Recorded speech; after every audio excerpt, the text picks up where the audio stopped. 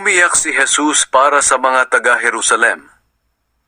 Nang malapit na si Jesus sa Jerusalem at nakita niya ang lungsod, umiyak siya para sa mga taga roon. Sinabi niya, "Sana nalaman ninyo sa araw na ito kung ano ang makapagbibigay sa inyo ng kapayapaan. Ngunit natakpan ang inyong pangunawa. Darating ang araw na papaligiran kayo ng kuta ng inyong mga kaaway. Palilibutan nila kayo at kabi-kabilang lulusubin. Lilipulin nila kayo at ang inyong mga anak at wawasakin nila ang lungsod ninyo. Wala silang iiwang bato na magkapatong. Mangyayari ang lahat ng ito sa inyo dahil binaliwala ninyo ang araw ng pagliligtas sa inyo ng Diyos."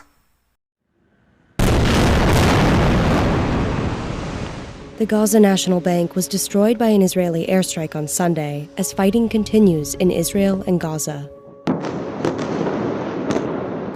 More than 700 Israelis have been confirmed dead, and 560 Palestinians have been killed after Hamas, a militant group from Gaza, launched an unprecedented attack on Israel over the weekend.